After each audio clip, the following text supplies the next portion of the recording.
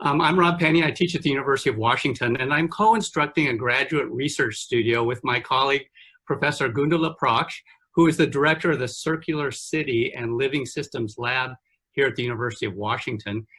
And we're working with 13 brilliant graduate students who are just about 3 short weeks away from graduation. And we are engaged in an elaborate research exploration of resource-efficient food production systems with other energy-intensive processes that redefine the relationship of our built environment and that of our food systems. Our work is informed by the idea that there's no such thing as waste and that waste equals food. The Bullitt Center is our exemplar of urban ecology, closing as many resource loops in one place as we can.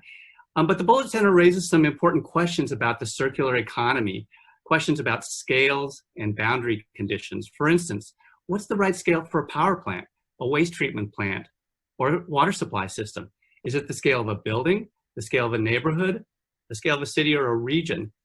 So we're looking at those questions here in Seattle, and in particular in the neighborhood of Ballard. And so we're working in the commercial and industrial district of this neighborhood in Ballard. Students began by researching the demographics, the economy, the services, the industries, and the resources and material flows in and out of this neighborhood.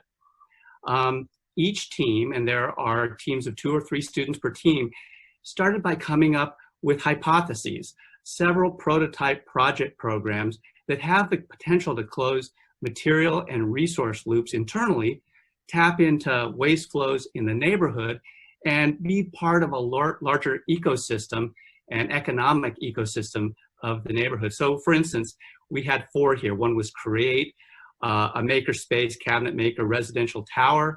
Another one is called distribute, a food hub, and affordable housing. A third one was called gather, a market hall, brewery, cafe, and cheesemaker.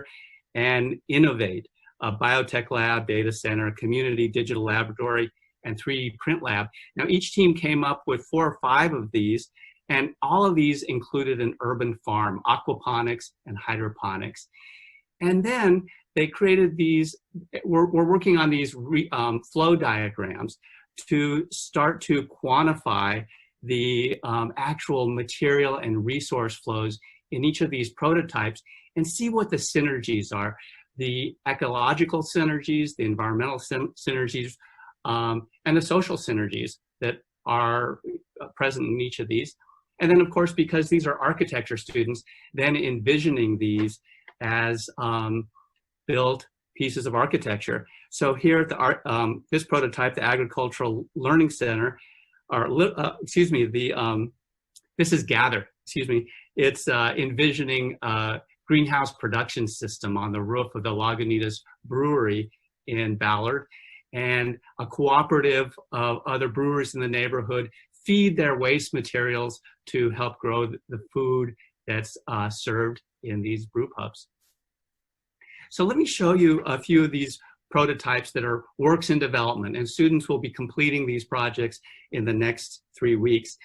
This is the Agricultural Learning Center.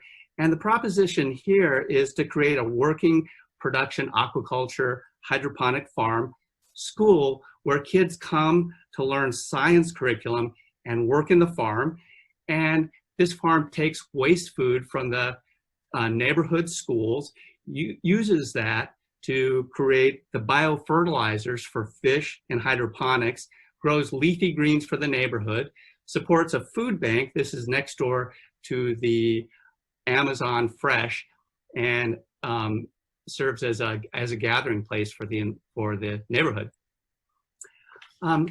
This project is called SIM for symbiosis, and it imagines not just a farm to table growing system, but also puts the plates on the table by envisioning a ceramic shop, a farm, and a housing system. So this live work development envisions a place where the waste heat from the ceramic shop serves the housing and greenhouse.